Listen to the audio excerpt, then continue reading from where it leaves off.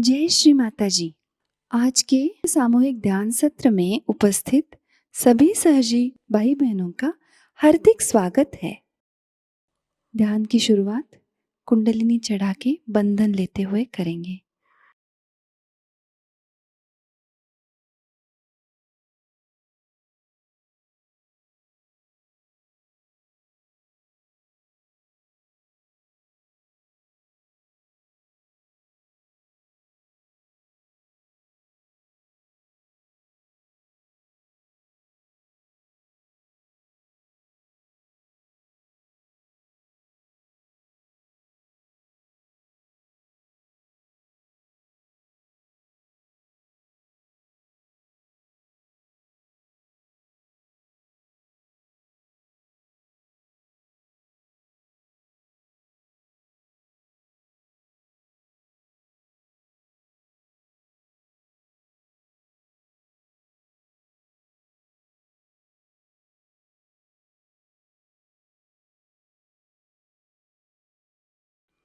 तीन महामंत्र और श्री गणेश मंत्र।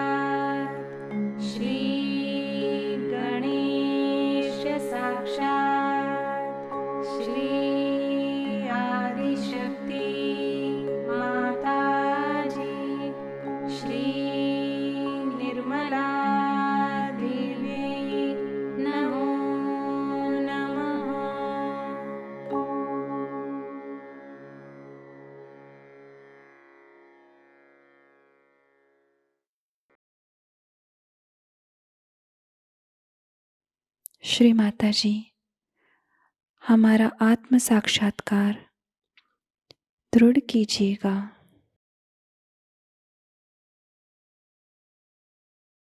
पूरा चित्त हमारे सहस्त्रार में ही रखेंगे।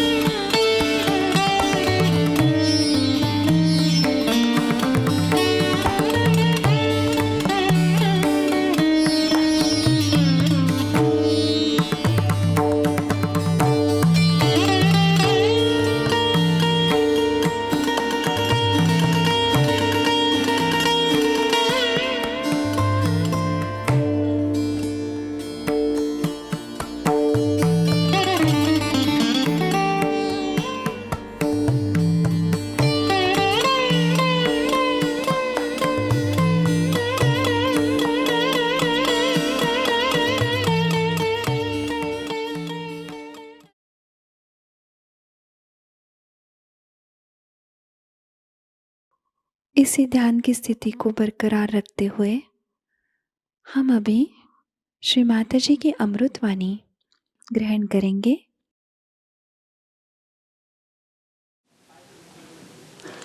सत्य को खोजने वाले सर्व आत्माओं को हमारा प्रणिपात। आज मैं सोच रही थी कि कौन सी भाषा में आपसे वार्तालाप किया जाए, तो यही सोचा कि मराठी में पहले बहुत बार पूना में भाषण हुआ था, आज हिंदी में ही भाषण दिया जाए, क्योंकि हिंदी हमारी राष्ट्रभाषा है और मेरी भी मातृभाषा मराठी है, किंतु हिंदी भाषा सीखना मैं सोचती हूँ परम आवश्यक है। और इसलिए आप लोग मराठी प्रेमी लोग मुझे उदार अंतःकरण से क्षमा करेंगे, और हिंदी बोलने वाले लोग जो साहित्यिक हैं वे भी मुझे क्षमा करें अगर कोई त्रुटियां हो जाए तो। किंतु सबसे पहले जान लेना चाहिए कि भाषा तो हृदय की होनी चाहिए। जहाँ भाषा हृदय की न होते हुए सिर्फ शब्दजाल होती है, तब हर तरह के जंजाल खड़े हो जाते हैं। इसलिए कोई सी भी भाषा जो हृदय से निकलती है वही मार्मिक होती है, उसी का असर भी होता है। हम लोग सत्य को खोज रहे हैं अनेक वर्षों से, आज ही की ये बात नहीं है। अनेक वर्षों से हम सत्य को खोज रहे हैं और उसकी खोज होते होते काफ़ी लोग भटक भी गए हैं।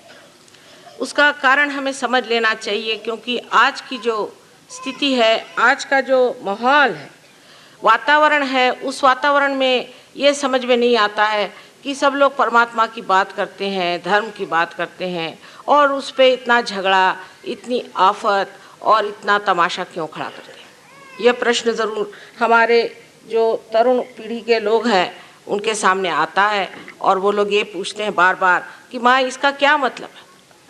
अगर ये परमात्मा सच्चाई है, परमात्मा अगर प्रेम है और परमात्मा अगर कृपा, तो ये सब तो लगते नहीं कि इन पे कोई परमात्मा की कृपा है या इन पे कोई परमात्मा का असर भी है।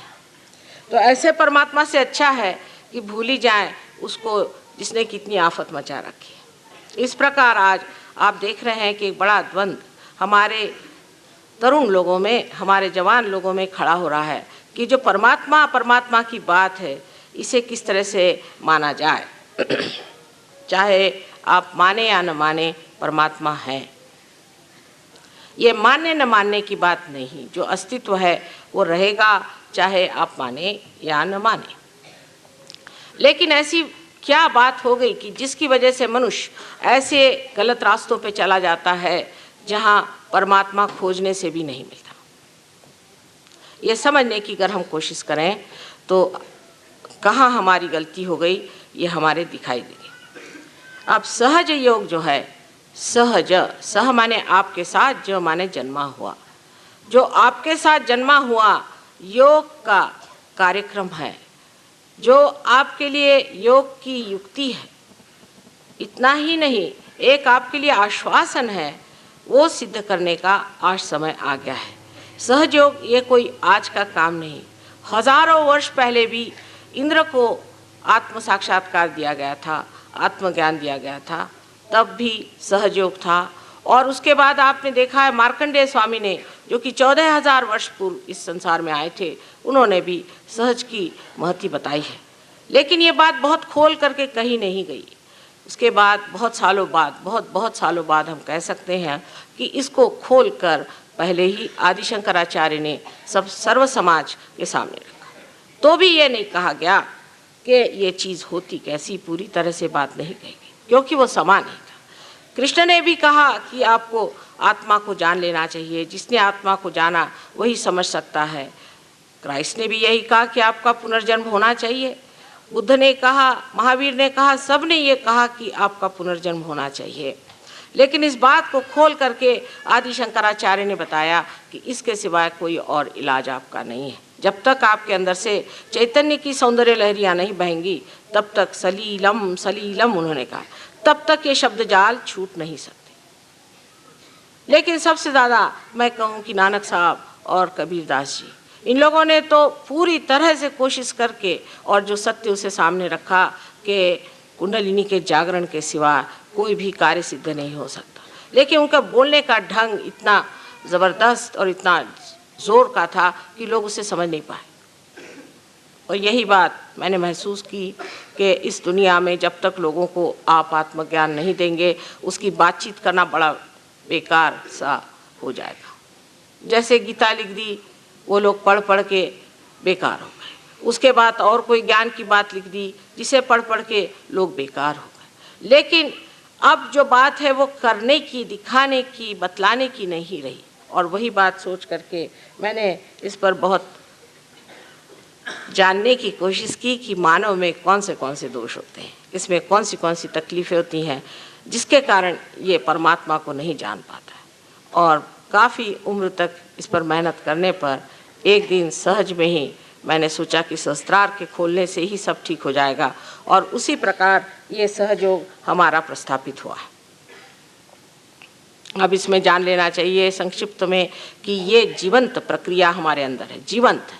जैसे कि हम एक अमीबा से इंसान बने हैं, उसी तरह से आज इंसान से हमें अति मानव बनना है, और वो भी एक जीवंत क्रिया से होने वाला। उसमें कोई सी भी नकलियत नहीं है कि जो शब्द जाल से हो जाए, कुछ सर पे खड़े होने से हो जाए, कपड़े बदलने से हो जाए, या बाह्य की चीज़ें छोड़ देने से हो जाए। ये तो अंदर की प्रक्रिया है। जैसे बीज आप उगवाना चाहते हैं, उसमें अगर अंकुर आना है तो उसे आपको माँ के हृदय में डालना होगा, उसको इस पृथ्वी के पेट में डालना होगा और वो अपने आप अकस्मात सहज में ही अंकुरित होता है। कैसे होता है क्या आप बता सकते हैं?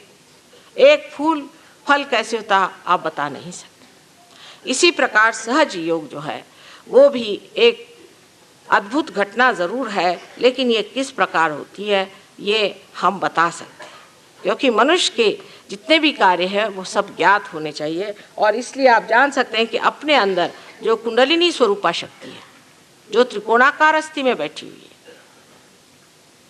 वो जागृत होने से ही आत्मबोध होता है। आश्चर्य की बात है कि गीता पर, गीताई लिखते वक्त में ज्ञानेश्वरी जो है वो गीता ही पर लिखी हुई है पूर्णतया।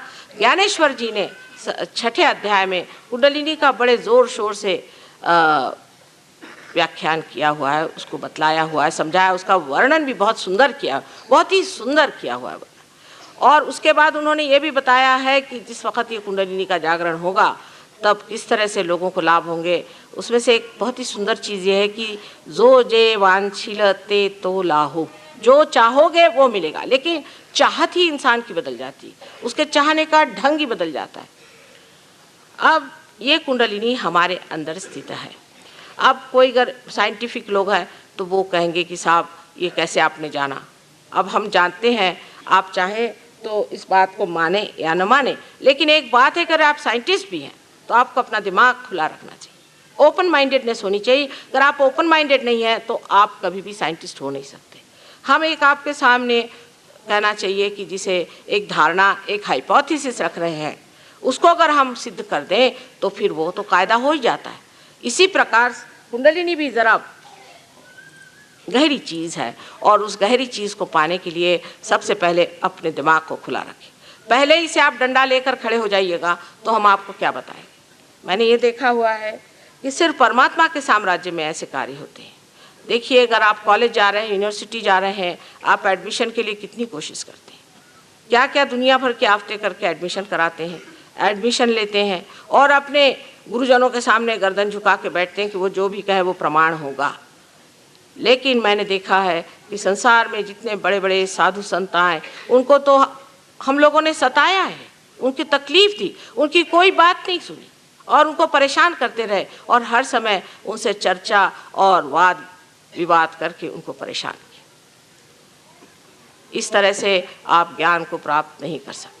ज्ञान के लिए सबसे पहले चीज़ है कि मैंने अभी तक जाना नहीं, मुझे आगे जानने का है, जिसके ऊपर सब बड़े बड़े शास्त्रों में, सब बड़े बड़े साधु संतों ने लिखा हुआ है। रामदास स्वामी को आप उठाइए तो उन्होंने साफ लिख दिया कि पढ़ पढ़ करके कुछ नहीं होने वाला।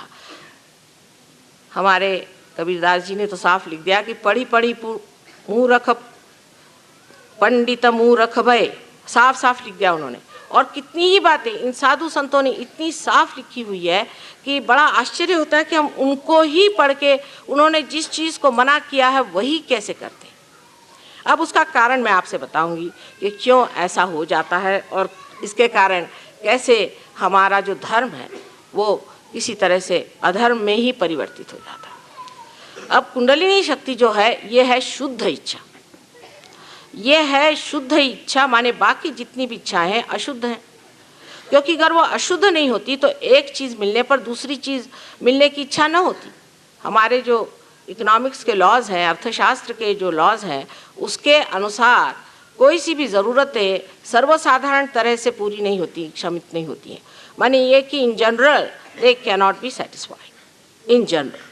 इसका मतलब यह है कि आपको एक चीज़ मिल जाएगी इन पर्टिकुलर, लेकिन अगर वो चीज़ मिलने के बाद आप चाहेंगे कि दूसरी चीज़ मिले, फिर तीसरी चीज़ मिले। इसकी वजह यह है कि आपके अंदर शुद्ध इच्छा नहीं है। जिस इच्छा की आप बहुत कोशिश करते हैं कि पूरी हो जाए, वो इच्छा शुद्ध नहीं है, वो अशुद्ध इच्छा है। तो शुद्ध इच्छा की जो शक्ति है वो ये कुंडलिनी है, जिसने सारा अपना ये पिंड बनाया और उसके बाद वैसी की वैसी बैठी हुई, क्योंकि वो अभी तक जागृति नहीं हुई हमारे अंदर, उसका अभी पूरी तरह से प्रादुर्भाव नहीं हुआ, उसका मैनिफेस्टेशन नहीं हुआ कि वो अपना असर दिखा। यही शुद्ध इच्छा हमारे त्रिकोणाकार अस्थि में बैठी हुई, जिसे हम लोग कुंडलिनी इसलिए कहते हैं क्योंकि ये 3.5 कुंडलों में बैठी है। अब वो 3:30 में क्यों बैठी, उसका क्या गणित है वगैरह, उसके लिए आज अपने पास इतना समय नहीं है। लेकिन आप अगर मेरे कभी लेक्चर सुने तो उसमें विशद रूप से मैंने सब समझाया हुआ है। अब ये कुंडलिनी शक्ति है शुद्ध इच्छा। तो सर्वप्रथम शुद्ध इच्छा जो है वो हमारे अंदर जब उठती भी है तो हम क्या देखते हैं कि हमारे अंदर ये चक्रों से गुजरते वक्त वो चक्रों से अपने को अलिप्त रखते हुए पूरे तरह से उसको प्लावित करती है। और यही तार्किक दृष्टि से भी देखा जाए तो सही बात है कि जब एक पेड़ के अंदर उसके अंदर का रस, उसका सैप जब उठता है, अगर वो एक जगह कहीं भी चिपक जाए और किसी भी एक चीज़ में ख़त्म हो जाए तो वो पेड़ भी ख़त्म हो जाएगा और वो चीज़ भी ख़त्म हो जाएगी। उसी तरह से जब ये कुंडलिनी हमारे अंदर जागृत होती है और बढ़ने लग जाती है तो ये शुद्ध इच्छा बाकी की जो इच्छा है उनको दूर हटाती जाती है। लेकिन इसके बिल्कुल उल्टा हमारा कार्यक्रम रहा कि जब हम धर्म की ओर मुड़े। पहले तो जब हम धर्म के ओर मुड़ते हैं या किसी भी चीज़ के ओर मुड़ते हैं तो पहले हमारा उनसे शारीरिक रिश्ता जुड़ जाता है।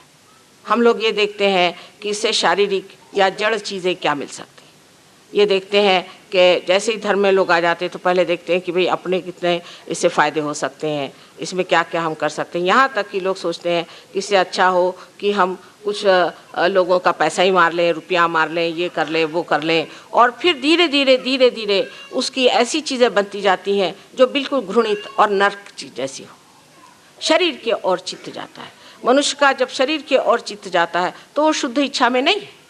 सीधा हिसाब है कि शरीर में फिर शरीर के कपड़े बदलिए, नाम बदलिए, दुनिया भर की चीज़ें करिए, इससे धर्म नहीं स्थापित हो सकता। इसलिए मनुष्य बहकता चला गया। फिर मनुष्य की जो दूसरी पकड़ आती है जो कि बड़ी ज़बरदस्त है, वो है मानसिक, माने बुद्धि पर। इस पे बड़े बड़े वितंडवादी हो गए। आप जानते हैं कि एक बड़े भारी ऐसे ही बुद्धिवादी ने कितना आदि शंकराचार्य को सताया था। हमेशा ये बुद्धिवादी लोग अपनी चिपक को नहीं समझते। इनको चिपक होती है जो इन्होंने पढ़ लिया। अगर किसी आदमी ने गीता पढ़ ली तो वो सोचता है कि मैं तो व्यास मुनि हो गया, कम से कम उनसे ज़्यादा नहीं हुआ तो कम से कम व्यास मुनि तो हो ही गया हूँ। किसी ने अगर बाइबल पढ़ लिया तो वो सोचता है कि ईसा मसीह मुझसे ज़्यादा वो जानता है। ये जो बौद्धिक पकड़ हमारे अंदर आ जाती है उससे और भी प्रश्न खड़े हो जाते हैं। सारा ईसाई धर्म जो है आज इस बौद्धिक पकड़ की वजह से खत्म हो चुका है। आप देख लीजिए कि बौद्धिक पकड़ इनमें किस प्रकार आई कि जिस वक्त में ईसा मसीह इस दुनिया में आए तो उन्होंने यही कहा कि अपना पुनर्जन्म करो। तब निकोडेमस ने कहा कि क्या मैं अपने माँ के गर्भ में फिर से प्रवेश करूं? उनका कि नहीं, जो गर्भ से पैदा होता है वो तो जड़ ही है, लेकिन जो आत्मा से, जो आदिशक्ति से पैदा होगा वही आत्मा है। और आत्मा की पकड़ आए बगैर आप परमात्मा को नहीं जान सकते। लेकिन इन लोगों ने ये सोचा कि ये तो कुछ समझ में नहीं आई बात, क्योंकि उनमें से किसी को भी साक्षात्कार देना नहीं आता था। बहरहाल नहीं भी आता था तो भी उसका इतना बुद्धि का झमेला बनाने की कोई ज़रूरत नहीं थी। उसके बुद्धि का ऐसा झमेला बनाया कि एक सेंट पॉल करके इंसान, जो कि ईसा धर्म से कुछ उसका संबंध नहीं था, उसने ईसा को देखा नहीं था और वो खुद एपिलेप्टिक थे और बीमार रहते थे और हमारे हिसाब से उनमें कुछ सुप्रा कॉन्शियस तकलीफ़ें थी। वो साहब बाइबल में आके बैठ गए। जिस वक्त मैंने पहले बाइबल उठाया मैंने कहा ये महाशय है कौन? मैंने नहीं, खलील जिब्रान ने, कितने ही लोगों ने, यानी आप जानते होंगे कि विलियम ब्लेक एक बड़े भारी दृष्टा हो गए। उन्होंने तक कहा कि ये इंसान बाइबल में क्यों बैठा हुआ, और इसको बाइबल में बिठा करके उसने जो भी बाइबल के बारे में लिखा वो इन लोगों ने मान्य कर दिया। अब उसकी हालत यहाँ पर आ गई है कि जिस वक्त में एक बुद्धिवादी महाशय जी ने बाइबल को जाना तो देखा कि पॉल ने ईसा के जन्म के बारे में कुछ लिखा ही नहीं, उसकी माँ के बारे में कुछ लिखा ही नहीं, उन्होंने जो चमत्कार किए उसके बारे में कुछ लिखा ही नहीं। तो उन्होंने कहा कि नहीं, ये तो इनके जो शिष्य थे वो तो फिशरमैन थे, ये मछलियाँ पकड़ते थे, मच्छी मार थे, इनके कोई अकल ही नहीं थी। उन्होंने अपने ही दिमाग से निकाल करके ये बात लिखी और इस बात को बिशप ऑफ कैंटरबरी जो है, आर्च बिशप ऑफ कैंटरबरी, उसको भी सहायता देनी पड़ी। उसको भी कहना पड़ा कि हाँ ये ठीक है, तो या तो अब आप पॉल को मानिए या ईसा को मानिए।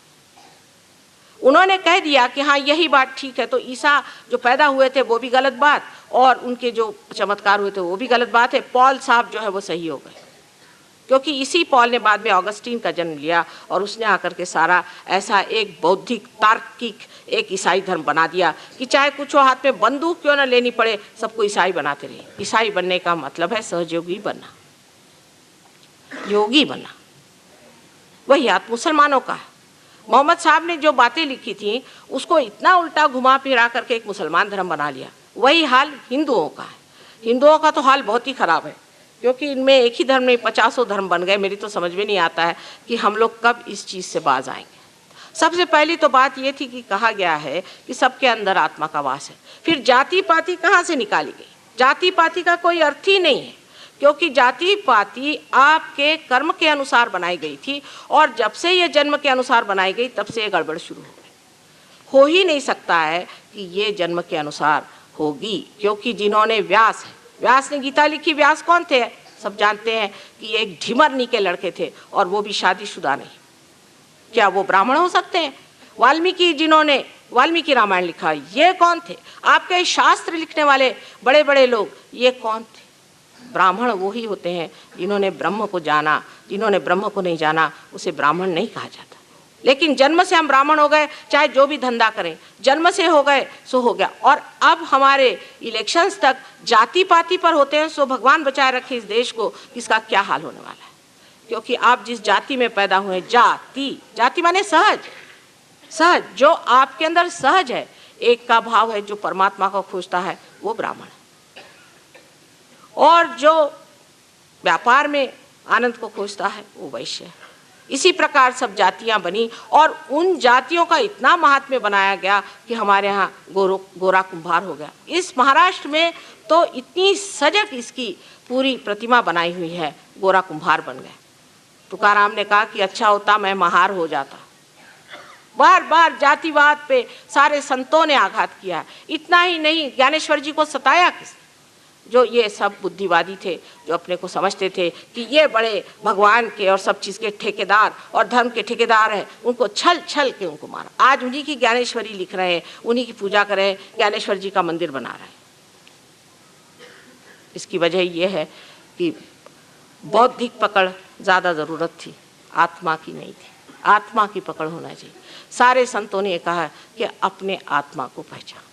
नामदेव साहब जो इतने बड़े भारी यहाँ के कवि हो गए हैं, इतने पहुँचे हुए पुरुष थे, उन्हें एक बहुत सुंदर सा काव्य लिखा है जो कि गुरु ग्रंथ साहब में भी नानक साहब ने बहुत माना और उसे लिखा हुआ है, जिसका कि मैं आपको हिंदी में वर्णन बताऊं कि वो कहते हैं कि जो आदमी परमात्मा से एकाकार हो जाता है, उसकी ऐसी दशा हो जाती है कि जब उसका चित्त, जैसे एक छोटा बच्चा पतंग उड़ा रहा है, पतंग आकाश में भरारी मार के, भरारी मराठी शब्द ही लिया है उन्होंने, भरारी मार करके घूम रही है और ये बच्चा जो है औरों से बात कर रहा है, खेल रहा है, आगे पीछे दौड़ रहा है, लेकिन उस वक्त उसका चित्त उस पतंग पर है।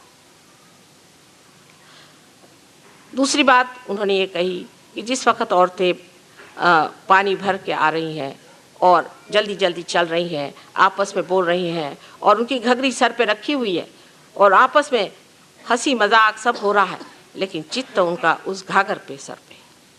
इसे समझने की बात यह है कि जो लोग धर्म की बात करते हैं, सबसे पहले उनको चाहिए कि वो आत्मा का साक्षात्कार पाएं, नहीं तो उनको कोई अधिकार नहीं कि वो आत्मा का साक्षात्कार पाएं, और कोई अधिकार नहीं कि वो कहें कि हम आत्म साक्षात्कारी हैं। वो अपने को कहें भले कि हम बहुत ऊंचे हैं और अपना सेल्फ सर्टिफिकेट दे, लेकिन उसकी पहचान ये है कि वो जो आदमी आत्म साक्षात्कारी होता है, वो उसके अंदर सामूहिक चेतना आनी चाहिए, उसके अंदर कलेक्टिव कॉन्शियसनेस आनी चाहिए। अगर उसके अंदर वो सामूहिक चेतना नहीं आई तो वो कितना भी अपने को सेल्फ सर्टिफिकेट करे तो भी तो आत्म साक्षात्कारी नहीं है। और ये बड़ी ज़रूरी चीज़ है कि धर्म को पालने वाले, धर्म को संभालने वाले आत्म साक्षात्कारी होना चाहिए। धर्म पे चर्चा करना भी उन्हीं का अधिकार है जिन्होंने अभी तक उस प्रकाश को पाया नहीं, आत्मा के प्रकाश को पाया ही नहीं। वो क्या उसकी बात करेंगे जो अंधेरे में खड़े हुए, अंधेरे की ही चर्चा होगी। या एक अंधा आदमी क्या बताएगा कि कौन से रंग है और कौन सी कला यहाँ पड़ी हुई है। इसलिए पहले अपनी आँख खोलनी चाहिए, और वो आँख सिर्फ आत्मा के ही दृष्टि से जाना जाता है। गीता में भी कहा आत्मन्येव आत्मने तुष्टः, आत्मा आत्मा से ही तुष्ट होता है। तीसरी पकड़ और भी उससे बेकार है, बहुत ही बेकार है, जिसमें कि मनुष्य अपने भावना से किसी को चिपक जाता है। अब भावना उनको है जिसे हम कभी कभी श्रद्धा समझते हैं, पर ये श्रद्धा नहीं, ये अंधभक्ति है। अंधभक्ति से लोग चलते हैं। अंधभक्ति माने ऐसी कि जिस वक्त में ईसा मसीह आए तो लोगों ने कहा कि हम तो भाई मोजेस को मानते हैं, क्योंकि मोजेस तो मर गए थे, अब हम मोजेसी के हैं, हम तो ईसा मसीह को मानते नहीं। जैसे कि जू लोग थे, उन्होंने कहा कि हम ईसा मसीह को नहीं मानते, हम तो सिर्फ मोजेस को मानते। अब उस वक्त मोजेस तो वहाँ थे नहीं, और इसीलिए मोजेस ने कहा था कि हमको सफ़र करना चाहिए, तो हम तो सफ़र करेंगे। हालांकि ईसा मसीह के आने से हमारी सारी सफरिंग्स ही ख़त्म होने वाली थी, लेकिन उनका नहीं, हम तो सफ़र करेंगे। तो ठीक है, आपके लिए हिटलर आ गया, सफ़र करिए। यही एक उनका बेसिक डिफरेंस था कि हमें सफ़र करना चाहिए। अब सफ़र क्या, परमात्मा के लिए आपको क्या दुष्ट बातें सिखाई गई हैं कि आपको हाल अपेष्टा और दुख और यातनाएं उठानी पड़ेंगी। अरे जिस परमेश्वर ने आपको ये मनुष्य का देह दिया है, उसने कोई आपको तकलीफ दे करके, परेशान करके किया है। आपके माँ ने भी जब आपको जन्म दिया तो सारा कष्ट तो अपने ही ऊपर उठाया है, कोई आपको तो कष्ट नहीं दिया था। फिर ऐसी बातें लाना कि आज हमारे महाराष्ट्र में तो खास ये है कि आज सोमवार है तो उपवास है, कल मंगलवार है तो उपवास है, कल बुधवार है तो उपवास है, और फलाना है तो उपवास है। यानी अपने देश में ऐसे ही लोग उपवास से बहुत है, काय को उपवास करते। लेकिन उपवास करने की इतनी बीमारी हमारे देश में, और वो भी उन दिनों में करेंगे जिस दिन कि हमारे किसी बड़े महान अवतारों का जन्म हुआ। जैसे हमारे यहाँ संकष्टी मानते हैं, जो गणेश जी का जन्म हुआ है, उस दिन उपवास करेंगे। अरे अगर आपके घर बच्चा पैदा हुआ तो उस दिन क्या आप उपवास करेंगे, सूतक करेंगे या मिठाई बांटेंगे? सब उल्टी बात कर दी कि ये जो भावनावश होकर के अपने को दुख देने से परमात्मा मिलते हैं, आपको यातना देने से परमात्मा मिलते हैं, जैसे शिया लोग करते हैं। ये बड़ी गलत फहमी में लोग बैठे। उल्टे जो प्रसन्न चित्त हैं उन्हीं को परमात्मा मिल सकते। जैसे अंग्रेजी में कहा था, count your blessings one by one. जो अपनी ब्लेसिंग्स को सोचता है, परमात्मा ने कितना मुझे दिया है, उसी को परमात्मा मिलते हैं। जो अपने को हाल अपेष्टा में और दुख में डालता है, आप ही बताइए, किसी माँ ने अगर अपने बच्चे को देखा कि वो अपने को भूखा मर रहा है, तो इससे बढ़ के वो माँ के लिए और क्या दुख की बात होगी? वो कहेगी कि मेरा जन्म ही व्यर्थ है अगर मेरा बच्चा भूखा रहता है। इससे ज़्यादा दुखदाई और कोई चीज़ ही नहीं हो सकती। हाँ, अगर आपको उपवास करना है तो करिए, उसमें कोई हर्ज नहीं, आप अपनी तंदुरुस्ती के लिए करिए, लेकिन परमात्मा के लिए उपवास वगैरह करने की ज़रूरत नहीं। ये एक भावना का एक ये कि हम बड़े दुखी जीव। दूसरा भावना का ये कि हमारी बड़ी भगवान पे श्रद्धा है। जब राम आए तो उनके वक़्त में उन्होंने कहा कि हम तो परशुराम को मानते हैं, जब कृष्ण आए तो हम राम को मानते हैं, और अब जब और कोई आएगा तो ये होगा कि हम कृष्ण को मानते हैं। कृष्ण आपके सामने आज खड़े हैं क्या? कौन खड़ा है आपके सामने, ये भी सोचना चाहिए। वर्तमान में रहने की हमारी प्रवृत्ति नहीं, कुछ तो भी बाह्य पिछले इसमें रहना, किसी गत विचारों में रहना, ये भावनावेश है। भावनावेश में लोग इस कदर पागल हो जाते हैं कि उसी में फिर हमारे यहाँ हम देखते हैं कि बुद्धिवादी भी और भावनावेशी भी, दोनों ही जिसे हम कह सकते हैं कि फैनेटिक्स हो जाते हैं। ये फैनेटिसिज्म सिर्फ एक भावना से चिपक जाता है, और वो भावना इतनी ज़बरदस्त हो जाती है, अंध भावना है, अंध चीज़ है, जिसकी वजह से मनुष्य इतना एक चीज़ को चिपक जाता है, उसकी शुद्ध इच्छा जो हो उसी में नष्ट हो जाती। जैसे नदी आते हुए किसी रेत में चली जाए और वहाँ लुप्त हो जाए, उसी प्रकार हमारे अंदर की जो शुद्ध इच्छा परमात्मा से एकाकार होने की है, इसी प्रकार इसमें लुप्त हो जाती है, उसमें लुप्त हो जाती है। इस तरह की अंधश्रद्धा से हमारे यहाँ बड़ा ही नुकसान हुआ, बहुत नुकसान हुआ। और सबसे बड़ा नुकसान तो ये हुआ है कि अब हम लोग अलग अलग होकर बिखर गए। हमारे यहाँ में कोई भी तरह की जोड़ने की व्यवस्था नहीं, सारी ही बिखरने की, अलग हटने की व्यवस्था हो गई, विभक्त होने की। लेकिन जब हमारा एवोल्यूशन होता है, आप देखिए कि हमारा जब उत्थान होता है, जब हम ऊंचे और ऊंचे स्तर पे आते हैं, तब सम्यकता आनी चाहिए, सम्यक होना चाहिए, इंटीग्रेशन आना चाहिए। अगर अपने अंदर इंटीग्रेशन नहीं आया तो ये समझना चाहिए कि हम बिखरे जा रहे हैं। अगर हमारे इंटीग्रेशन आने के लिए कुछ करना हो तो वो करना चाहिए, और सब इंटीग्रेशन का एक ही सूत्र है, वो है अपना आत्मा। उसको प्राप्त होते ही कुंडलिनी जब आत्मा के प्रकाश में आ जाती है, तब सब चीज़ें हट करके उसी के प्रकाश में मनुष्य देखता है कि दूसरा भी कितना सुंदर है, और फिर वो ये भी देखने लग जाता है सामूहिक चेतना में कि जो दूसरा है वो है कौन, दूसरा है कौन।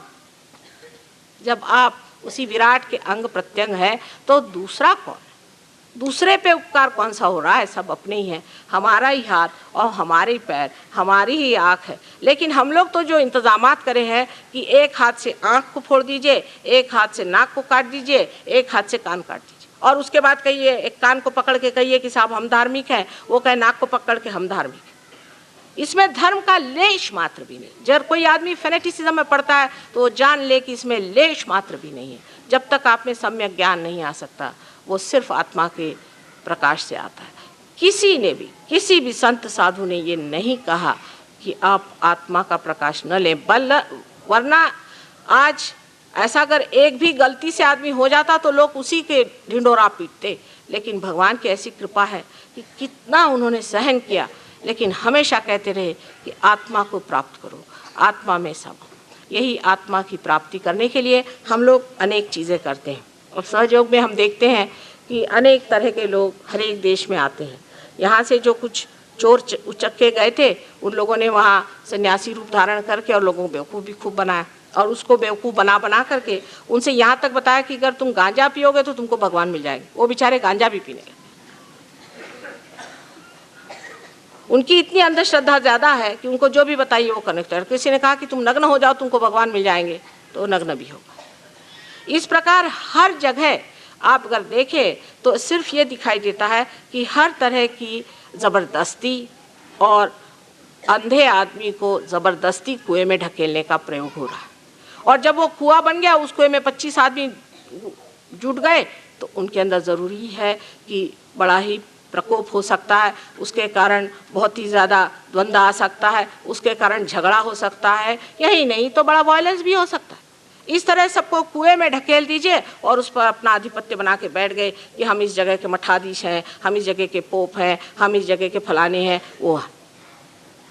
यानी यहाँ तक कि ज़ेन जैसी बड़ी भारी चीज़ जो कि विदितामा ने शुरू की थी, जो कि बहुत ही ऊंची चीज़ है और बड़े ऊंचे सतह पर वो बात करता था, लेकिन उसके जो मुख्य हैं उनको मैंने देखा कि उनकी कुंडलिनी तो नीचे में बैठी है, तो पार भी नहीं। मैंने कहा आप ज़ेन कैसे? ज़ेन का मतलब ही ज शब्द जो है उसका मतलब है ज्ञ, ज्ञ माने जिसने जाना। तो मैंने पूछा कि आप बैठे कहाँ हैं, ये कैसी बात है? कहले हमारे यहाँ तो 26 हो गए कश्यप, तब से कोई कश्यप नहीं हुआ, और मैं कहाँ से हो सकता हूँ, ये तो 12वीं शताब्दी में सब खत्म हो गया, 26 कुल हुए। तो मैंने कहा आप उस तख्त पे क्यों बैठे? तख्त पे तो आप बैठे हुए हैं और आपका अधिकार क्या है? उसी प्रकार वेद का हुआ। वेद में पहले ही श्लोक में कहा है कि जिसको विद हो जाए तब वेद का अधिकार है। जिसने विद नहीं, जिसको विद नहीं है, जिसने जाना नहीं है, उसको वेद क्या करेगा? अब विद होना माने क्या? विद माने अपनी अंदर जो चेतना है उसमें उसे जानना। यानी अंग्रेजी में कहा जाए तो एक अपनी सेंट्रल नर्वस सिस्टम में हमको अपनी आत्मा को जानना चाहिए। अगर हम अपने सेंट्रल नर्वस सिस्टम पे नहीं उसे जानते हैं तो ये हमें विद नहीं होगा, क्योंकि जो भी कुछ हमने अपने उत्क्रांति में और इवोल्यूशन में पाया है वो सब हम अपने सेंट्रल नर्वस सिस्टम में मानते हैं। आत्मा के प्राप्ति से कितने लाभ होते हैं, अनेक अनंत है, मैं उस पर बता नहीं सकती हूँ, लेकिन कल कुछ मैं बताऊंगी इसके मामले में आपको कि इसके कितने लाभ होते हैं, क्योंकि मनुष्य पहले लाभ ही देखता है। ये बात माँ को जानना चाहिए कि अपने बच्चे पहले चॉकलेट खाते हैं, इसलिए पहले लाभ कराओ और फिर उनको समझाओ कि ऐसे ही आगे बढ़ते बढ़ते तुम दूसरों का भी लाभ करा सकते हैं। जब दूसरों का भला होता है, जब दूसरों का अच्छा होता है, तब जा करके आपको असल में पता होता है कि सहज योग से हमने क्या प्राप्त किया। तब तक तो आपको लगता है कि मैं स्वार्थी हूँ, मैं अपने ही लिए हूँ, मैं अपने ही को देखता हूँ, लेकिन मैं दूसरों को कुछ नहीं कर पाया। जब आप दूसरों को देने लग जाते हैं तब इसका असली मज़ा आने लग जाता है। हमारे यहाँ अनेक वाद विवाद हैं, हर एक बड़े बड़े अवतरणों के वाद विवाद लोगों ने खड़े कर दिए हैं, लेकिन उसकी असलियत को कोई नहीं जानता। जैसे गीता में हो सकता है कि उन्होंने कुंडलिनी का उल्लेख नहीं किया क्योंकि समय नहीं था कुंडलिनी की बात करने की, लेकिन उन्होंने साफ कर दिया कि योगक्षेम वहाम्यहम्, पहले योग करो फिर क्षेम करेंगे। ऐसी संस्था अपने देश में अनादिकाल से है जो योग प्रदान करती रही। यहाँ पर महाराष्ट्र में नाथ संप्रदाय जो था उसने योग की संपदा लोगों को दी, लेकिन एक दो आदमी उस वक़्त में पार होते थे, एक ही दो। आपको मालूम है राजा जनक के टाइम में एक ही नचिकेता को उन्होंने पार किया था, वो भी बहुत परीक्षा के बाद। और यहाँ भी कुछ गुरु ऐसे अब भी हैं जो कि ये कार्य कर सकते हैं, पर एक ही दो को इसलिए करते थे क्योंकि तब हमारा जो वृक्ष था, धर्म का वृक्ष था, उसकी शुरुआत थी। उस वक्त एक ही दो उसमें फूल लगते। लेकिन जहाँ जहाँ ऐसे महान लोग हुए हैं, उनका विपर्यास करके, उनको गलत धारणा में लेकर के हमने अपनी अपनी संस्थाएं बनाई, जिसमें या तो शारीरिक, मानसिक या बौद्धिक पकड़ थी, और धर्म था नहीं। क्योंकि धर्म जो है वो आदमी में बैलेंस देता है, उससे आदमी में बैलेंस आना चाहिए, उसके अंदर संतुलन आना चाहिए। अगर मनुष्य के अंदर संतुलन नहीं आया तो वो धार्मिक नहीं है, वो असंतुलन में गया चला गया तो वो बेकार।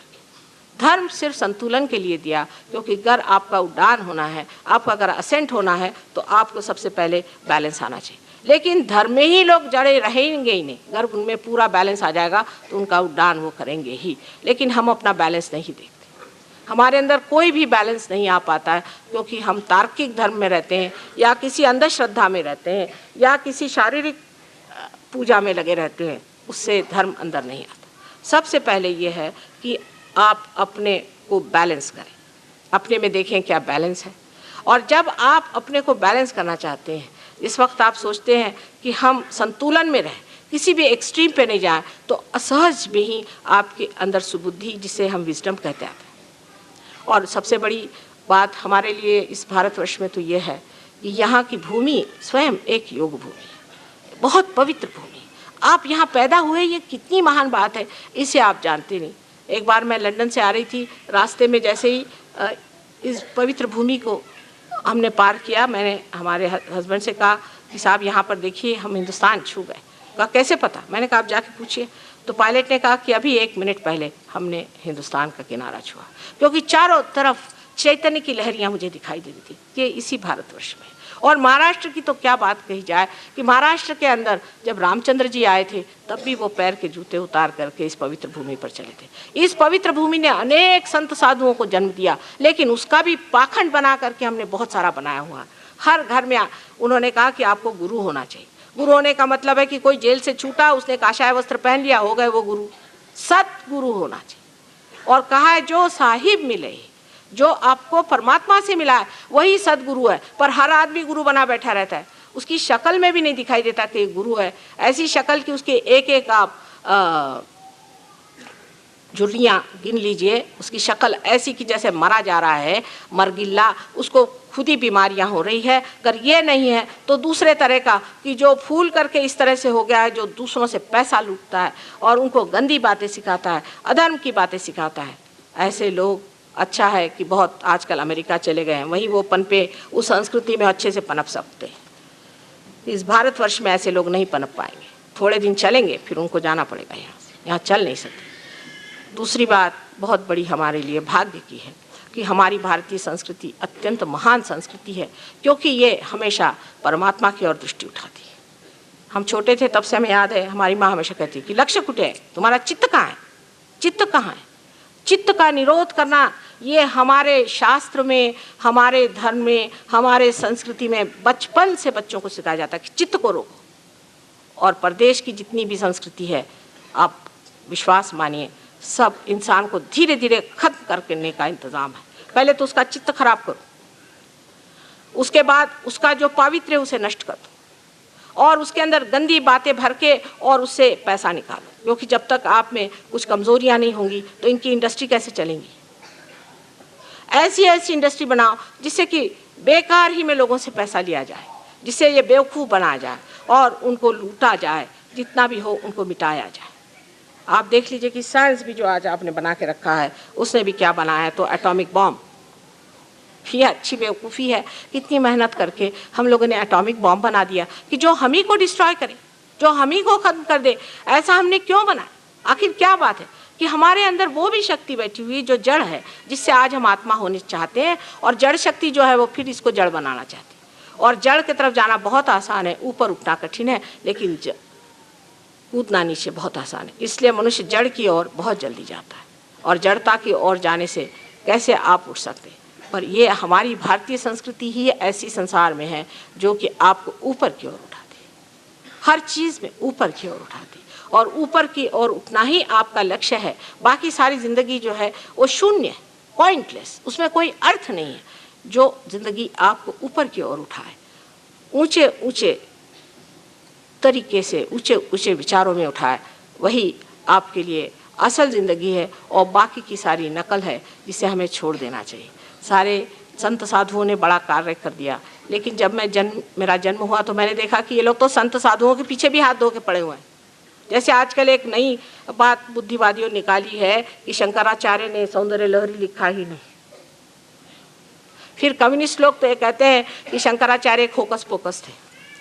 सबके पीछे हाथ धोकर लोग पड़े रहे जिंदगी में, अब मरने के बाद भी उनके पीछे हाथ धोकर पड़े, क्योंकि वजह यह है कि ये लोग अपने अहंकार से अभी छूटे नहीं। इसीलिए वो अहंकार में चिपकी हुई इनकी इच्छा अभी भी उनको तंग कर रही है। उस अहंकार से अपने को छुड़ाना चाहिए, और जब आदमी उस अहंकार को छोड़ के खड़ा हो जाएगा तब देखेगा कि उसका इसी में क्षेम है, उसका इसी में भला है, इसी में उसका उत्थान है, और यही उसको पाने का है। बाकी सब चीज़ें जो है व्यर्थ की, उसमें क्यों झगड़ते रहे, क्यों लड़ते रहे, क्यों बात करते रहे। बाद में जब उसको समझ में आता है, हो भगवान कितना समय मैंने बर्बाद कर दिया, बेकार चीज़। आप सबको ये लाभ हो, आत्मा का लाभ हो, आप आत्मा को प्राप्त हो, यही मेरी शुद्ध इच्छा है। और परमात्मा की कृपा से ये जब घटित हो तो ये जानना चाहिए कि एक अंकुर मात्र आपके अंदर ही जागृति हुई है। यह अंकुर मात्र जागृति को आपको चाहे तो आप नष्ट भी कर सकते हैं, और चाहे तो इसका एक वृक्ष भी बना सकते हैं। लेकिन नम्रता होनी चाहिए, अपनी जिद छोड़ करके नम्रता में इसे आप बढ़ाएं और समझें कि ये किस तरह से होना चाहिए। कुछ लोग तो इतने मुकाम छोड़ के कहाँ से कहाँ उनकी मंजिलें तय करते हुए कहाँ तक पहुँच गए, और कुछ लोग अभी भी वहीं पे बैठे हुए हैं। देख करके आश्चर्य होता है कि सहयोग में कैसे लोग कहाँ तक प्रगति करते हैं, और कोई लोग बिल्कुल वहीं ज़मीन पे ही गड़े बैठे हुए हैं। इसलिए इसका भी एक विचार रखना चाहिए कि ये प्राप्त होने के बाद हम चाहे कितने भी बड़ी पोजीशन में हो, कितने भी रईस हो, गरीब हो, कुछ भी हो, आज हमको आत्म प्राप्ति हो गई, हम सब एक लेवल पे आ गए। इसके बाद हमें चाहिए कि हम अपना लेवल बढ़ाएं, ऊपर चलें। पैसे जिनके पास हैं या जिनके पास पोजीशन है या जो गरीब हैं, सबका एक जैसा ही हाल है, कोई खास फर्क तो मुझे दिखाई नहीं देता। बस बेहतर ये है कि आप इस सतह पर आ जाए और आत्मा को प्राप्त करें। उसके बगैर आपके देश की गरीबी भी नहीं जा सकती, और ये ब्लैक मार्केट नहीं जा सकता। इसके सिवाय यहाँ के जो कुछ एडमिनिस्ट्रेशन की खराबियाँ वो नहीं जा सकती, और जितनी अराजकता है, जो खराबियाँ हैं, सब कुछ इसी से मिट सकती हैं। और कोई तरीका नहीं है कि मनुष्य का उत्थान करना चाहिए। आखिर मनुष्य ही तो सब कर रहा है। अगर मनुष्य ठीक हो जाए, उसकी आत्मा जागृत हो जाए और इस परमात्मा की प्रेम को वो जान जाए, तब फिर आप देखिए कि कितना फ़र्क आ जाएगा, कितना सारे देश में इसका फ़र्क आ जाएगा। लेकिन यहाँ एक ही रोना है कि कितने लोग ये चाहते हैं। वो लोग तो सोचते हैं कि अभी थोड़ी ज़िंदगी है, बना लो, जो कुछ करना है कर लो। ज़िंदगी बहुत लंबी है, ये अमर ज़िंदगी को पाइए। 2 क्षण की ज़िंदगी में रहने से कोई भी फ़र्क नहीं पड़ने वाला। इसलिए सभी लोगों को मैं बहुत विनती करके कहती हूँ, मैं एक माँ हूँ और मैं सोचती हूँ कि मेरी आर्तता ये है कि किसी तरह से भी आप लोग इस चीज़ को समझें कि अब समय आ गया है इस उत्थान का।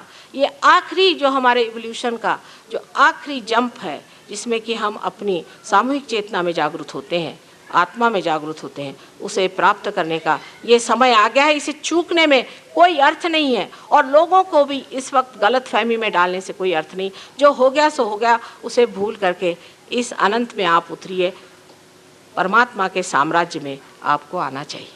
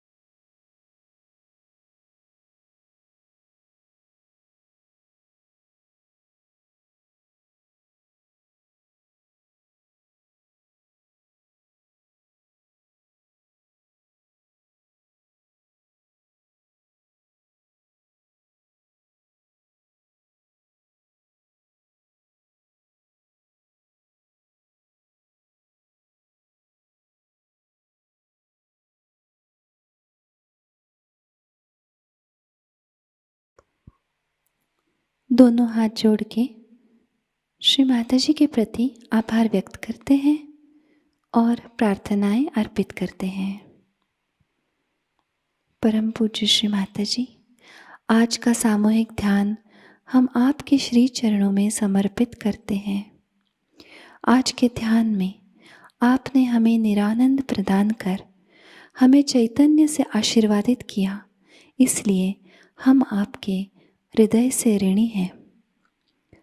संपूर्ण विश्व में विश्व निर्मल धर्म प्रस्थापित करने हेतु कृपा कर हमें सहयोग प्रचार प्रसार का शुद्ध एवं प्रभावी माध्यम बनाइएगा माँ। हमारी सभी प्रार्थनाओं का स्वीकार कर हमें आशीर्वादित करने की कृपा करना माँ। जय श्री माता जी। सामूहिक वंदन लेते हैं।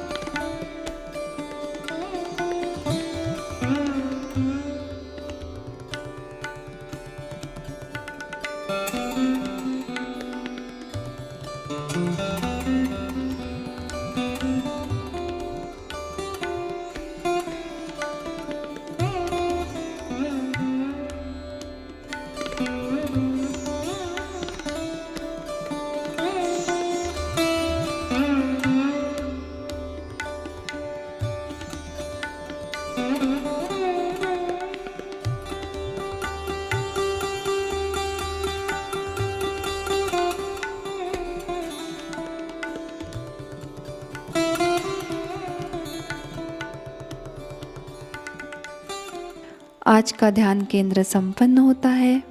जय श्री माता जी।